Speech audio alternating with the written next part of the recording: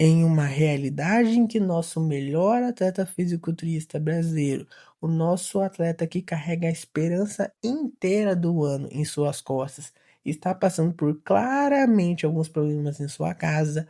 Ramon Dino acabou de terminar, ou pelo menos supostamente acabou de ter o seu término do seu casamento. Não está mostrando muito a sua preparação, nem sabemos se ele já começou ela mais forte ou se ele ainda está numa normocalórica, meio que segurando a onda. Para completar nosso ano de 2026, o Rafael Brandão, que é o melhor Open da história do Brasil, também não vai competir, não vai subir no Olímpia, só tomou taco o ano inteiro, então deu merda legal para ele. Matheus Menegatti, que é o segundo melhor Classic brasileiro da história, também não tá num ano legal. Teve sua troca de coach, que pra mim foi uma decisão horrível. E pra piorar ainda, o coach dele tá sumido. Com o acontecimento do mês passado, ninguém mais viu ele, ele não apareceu mais, ele sumiu. E infelizmente o Menegatti seguiu a mesma toada, não está postando vídeo, não está mostrando nenhuma atualização. Gabriel Zancanelli, que apresentou um físico renovado, estava com atualizações impressionantes, expectativa lá em cima, esperança, esse ano vai brigar pelo ano de Ohio.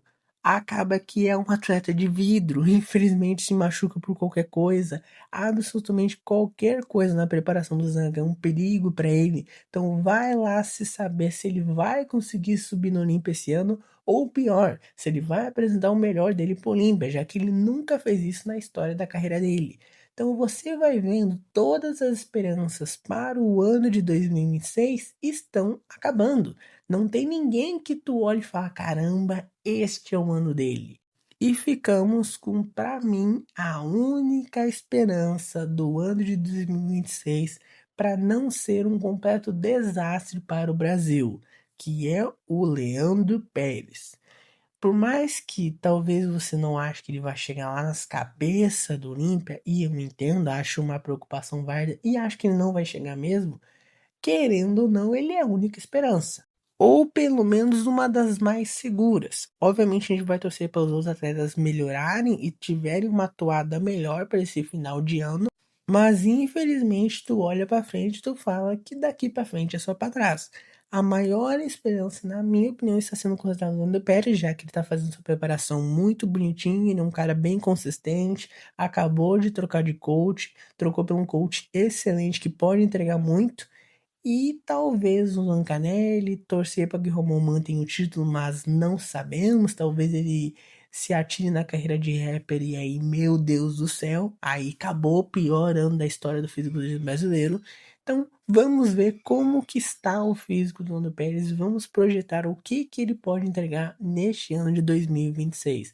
Acredito que é um vídeo bem interessante de fazer e acho sim que podemos debater que talvez o Leandro Pérez seja a única esperança do nosso ano do fisiculturismo brasileiro. Essa máquina é boa, mas ela perde atenção em alguns pontos. Então, do meio para baixo ela fica um pouco mais pesada. Então tem que controlar isso. Mas tá suave.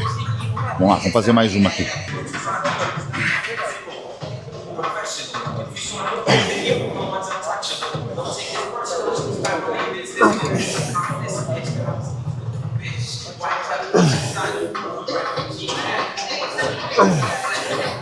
Deste ano que tá a câmera, não tem muito como saber qual é o perfil de resistência da máquina. Então eu não posso decifrar mais ou menos o que o Lando Pérez falou de fica mais pesado no meio para baixo.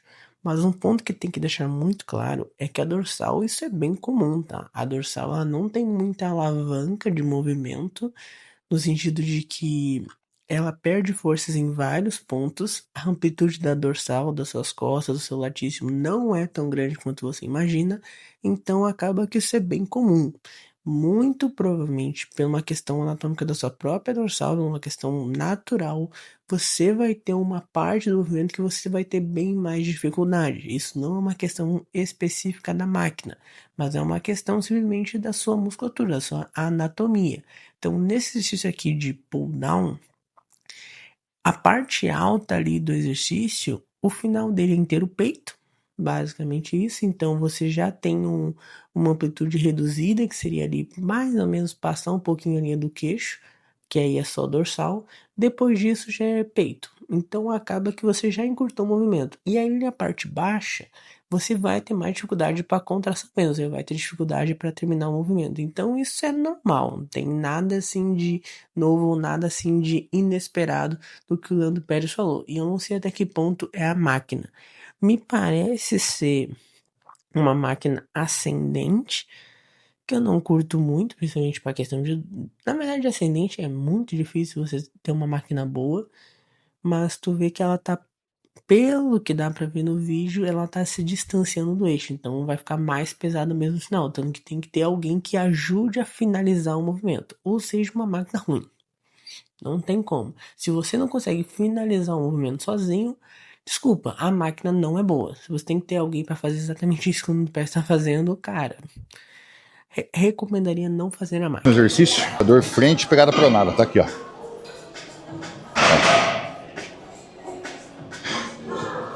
Vamos lá. Essa máquina aqui, família, curto ela. A mecânica dela é boa. Confortável pra caramba.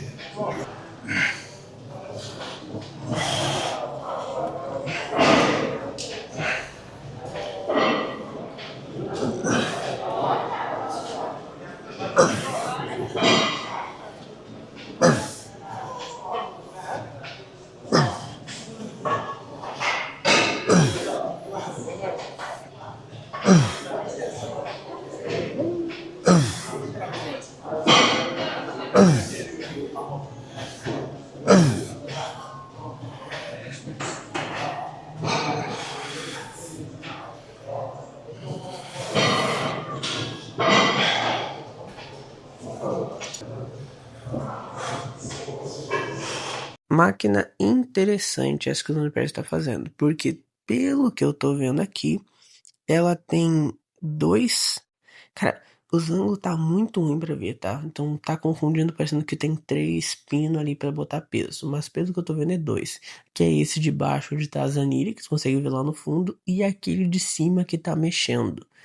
Se você botar o peso ali embaixo, assim como o Nando Pérez está fazendo, aparentemente, como eu disse, o ângulo tá bem ruim pra gente identificar.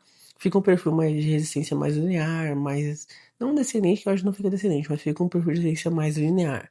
Se ele botasse lá em cima, onde tu vê que tá mexendo, que eu acho que dá para botar peso também, essa máquina ficaria um lixo, porque ela ficaria full ascendente, já que toda vez que ele termina o movimento, aquela anilha ali, aquele peso, aquele stack para peso, não sei qual o nome exato que é para essa parte da máquina, mas vamos botar que aquela região onde bota peso, ela ia distanciar muito do eixo, ela fica muito mais pesada. E como eu disse, vamos ver se ele consegue ficar de lado. É, puta que pariu.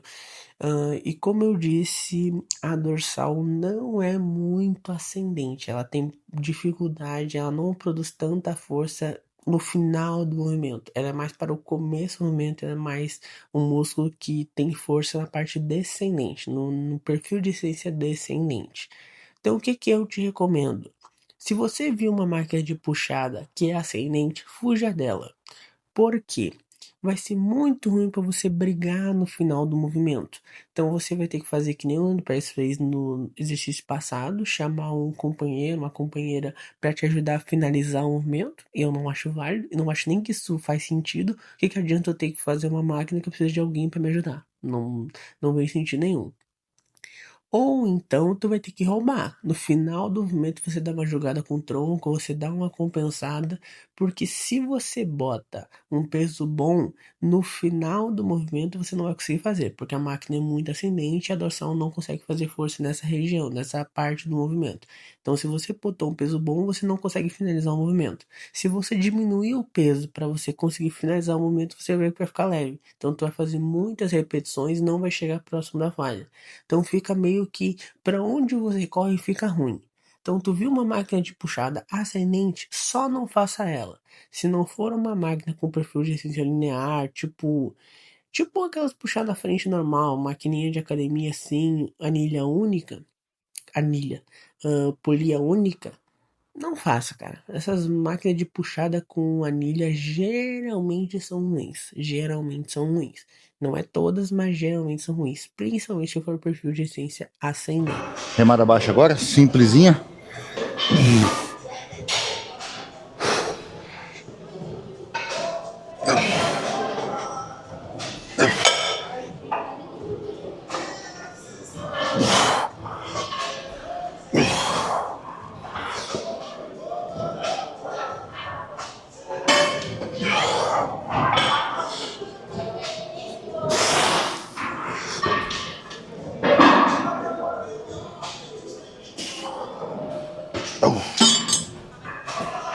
Você faz o caracol, desfaz, puxa. Pega muito. Consequentemente, um pouco mais difícil. Mas pega muito, literalmente. Vou fazer umas back-off aqui, umas duas no máximo. A gente vai pra pancada. Não precisa alongar assim, tá? Como eu disse, as suas costas, principalmente o seu latíssimo, a amplitude dele não é muito grande. Essa alongada dos ombros que o pé está dando é simplesmente um alongamento de ombro e de lombar. Então tu vê que ele está curvando a lombar. Só isso. Não tem tensão nenhuma na sua dorsal, não tem tensão nenhuma no seu latíssimo, então você não vai gerar hipertrofia sem tensão na região. E simplesmente não tem porquê. Você não vai contrair. Aí toda essa puxada no momento, você não vai estar puxando com a parte baixa das costas, com o seu latíssimo, que é o foco desse exercício. Então não precisa fazer isso. Mas se eu fizer, vai ter uma queda de performance absurda? Não, não vai ter uma queda de performance absurda. Só simplesmente não é necessário. Você pode encurtar um pouquinho o movimento que tá tranquilo.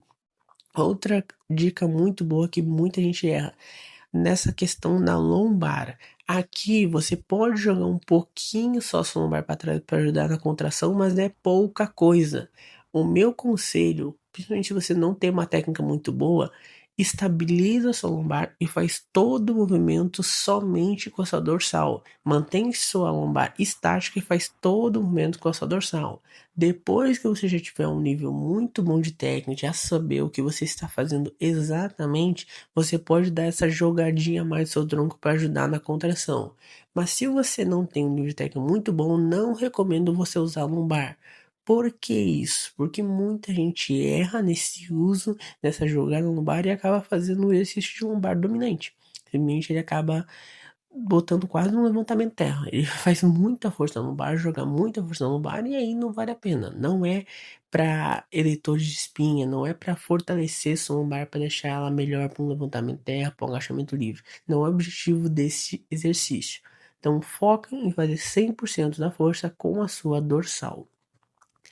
E independente de qualquer coisa, por mais que eu discorde algumas coisinhas ali ou outra, o Pérez treina bem. Ele treina com bastante profissionalidade da falha, ele não tá muito ligando pro peso que ele vai fazer, ele quer sempre fazer a técnica perfeita com proximidade da falha e aí, consequentemente, ele vai subindo os pesos, ele vai fazendo a maior carga possível.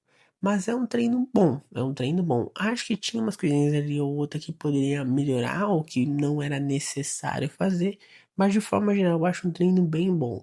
Aqui provavelmente é um dia de pull, ele fez 3 exercícios de costas, acho que já tá bom, 2 sériezinhas, já tá legal. Mais um exercício acho um pouco demais, mas se fizer, talvez seja um para trapézio. Geralmente os bodybuilders fazem exercício para trapézio isolado. Mas se ele botar outros exercícios de costas ou talvez uma remada meio aberta, que ele fez só uma puxada aberta. Basicamente, se ele botar mais exercício de costas, eu botaria ou uma remada bem aberta, um T-bar, uma remada aquelas de anilha que todo mundo tem na academia agora recentemente, ou então um trapézio. Acho que qualquer outro exercício para costas, sem ser um desses dois, acho um pouco desnecessário, porque ele já trabalhou bem as costas como um todo. O que ele vai fazer? Meio terra? Puta que pariu. Bom, vamos lá. Meio terra é válido? Não acho. Por quê? Basicamente, o terra, ele é um exercício que você tem uma grande ativação do seu lombar, pela questão de estabilização, né? Porque você está carregando muito peso e se você não estabilizar seu tronco, ele seria puxado para baixo. Então você se machucaria. Então tem uma grande estabilização da sua lombar no movimento. E você vai ter muita ativação mesmo do seu glúteo. A sua puxada ali lá de baixo tem muita ativação de glúteo. Tanto que tem vários estudos que falam que o levantamento terra em si é um exercício para glúteo. O músculo que mais trabalha nesse exercício é o glúteo.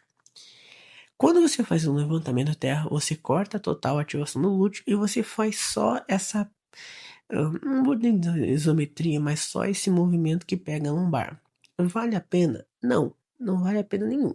É só um fortalecimento de lombar que você está fazendo. Você não vai melhorar sua parte baixa das costas, porque você não tem tanta contração.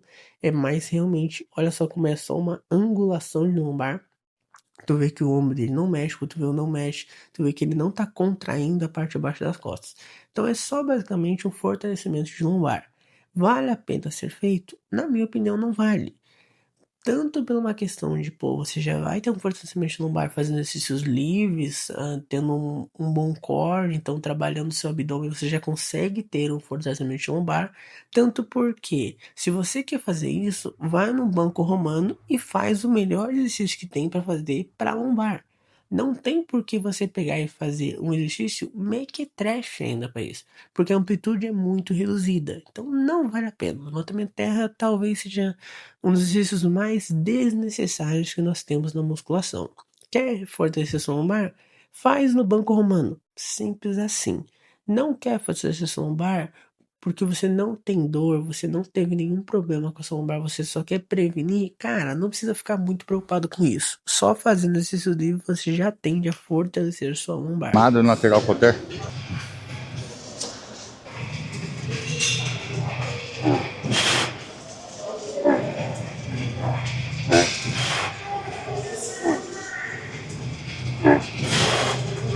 Aí virou gincana, né? Vamos ser sinceros. Primeiro, esse exercício ele é muito parecido com a puxada baixa triângulo que ele fez. Muito, muito, muito, muito exercício. Muito parecido mesmo, aquela remada baixa no caso. Então não tem por que fazer.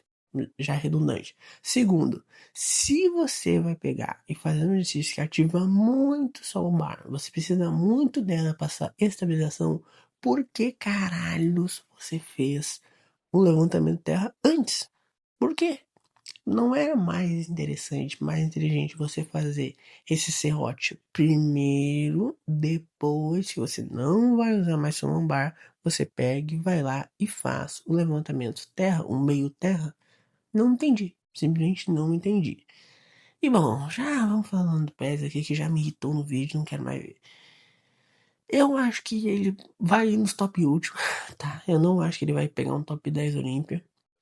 Acho muito difícil, ele tem que apresentar um físico muito evoluído, porque o Leandro Pérez é um cara muito grande, só que ele tem alguns problemas de pose, ele posa mal pra caramba, e também tem umas questões genéticas, então ele não é um cara de fibrar muitos músculos, não é um cara de apresentar aquela definição absurda, talvez porque ele nunca chegou numa condição do talo, talvez, mas eu acho que é um fator genético também, ele, como diz o Jason, deixa um aspecto meio lisão no físico. Então, o que que eu acredito que pode acontecer? O Lando Pérez vai pro Olímpia, vai ficar entre o 10º e o 15º. Eu não acho que ele vai cair muito mais, até porque não tem muito mais. Eu não acho que ele vai ficar em último, mas eu também não acho que ele vai pegar um top 10. Então, talvez um 12º, 13º, mais ou menos ali. Eu acho que o Lando Pérez tem potencial para vencer o Brandão, pelo quesito de que ele continua evoluindo e o Brandão está estagnado. O que que eu acho que o Pérez tem que fazer? Sobe aqui no Olímpia, fica pronto, beleza, top. Tenta pegar a vaga dele pro Olímpia logo em seguida. O Lando Pérez não é um cara que piora o físico dele com várias competições, pelo contrário, ele tende até melhorar o físico dele competindo mais vezes. Então, pega uma vaga pro Olímpia logo em seguida e aí entra no off absurdo, no booking absurdo para entregar uma versão completamente renovada no ano que vem. Eu acho que o Leandro Pérez fazendo um off, treinando bem certinho. Como eu disse, tem algumas coisas que eu discordo, aqui como por exemplo no vídeo, aqui nesse treino em si mesmo, mas ele treina bem, não dá pra dizer isso, e ele faz o trampo.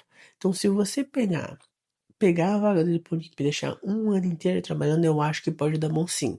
A genética dele é superior ao Brandão, na minha opinião. Ele perde em questão de linha, mas nitidamente ele consegue pôr mais massa que o Brandão. E hoje no fisiculturismo, na Open, o que importa é massa. A linha dele não é horrível, tipo o Nick Walker, não é tão boa quanto o Brandão, mas é uma linha bem boa, bem aceitável. Então eu acho que sim, ele pode superar o Brandão. Ele só precisa pegar e pôr um pouco mais. Na verdade, não sei se precisa pôr um pouco mais de volume. Para mim, o Andrés precisa chegar bem seco, já que ele é muito grande, e aprender a posar. Muitas poses ele perde porque ele não sabe posar. Se ele posasse melhor, ele venceria. Então, se ele subir nesse Olímpia posando bem, eu acho que dá para beliscar um 11º, 12º. Se ele subir nesse Olímpia posando mal, errando alguma coisa, aí vai lá para trás mesmo. Então, comenta aqui embaixo qual a sua opinião. Já vou finalizando aqui o vídeo, tá? Porque, sendo bem sincero, pá, esse seu hot me matou. Não quero mais ver o vídeo. Comenta aqui embaixo qual a sua opinião. O que você acha que o Bruno Pérez vai fazer esse ano? Ele vai arranjar alguma coisa? Ele não vai? Eu falei que eu acho que ele é talvez a esperança de 2026, porque o restante eu vejo que não tá muito bom, não.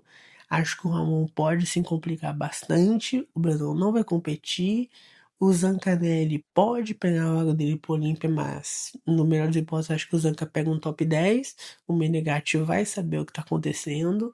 Então, se você vai pegando as possibilidades, não tem nada muito promissor.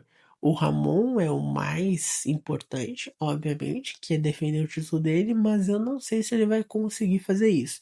Essa polêmica agora talvez faça muita diferença na preparação do Ramon. E como eu fiz um vídeo recentemente, inclusive vou botar no card agora, o Mike Summerfield tá vindo com tudo, então temos que tomar muito cuidado. Comenta aqui embaixo qual a sua opinião, se você concorda comigo, se você acha que eu tô loqueando, ou se tem um sentido no que eu tô falando. Eu sou um louco consciente. Comenta aqui embaixo que eu vou estar debatendo com vocês. Então, clica aqui no card do vídeo do Mike Summerfield para entender mais esse meu ponto sobre o que realmente podemos esperar para o ano de 2026.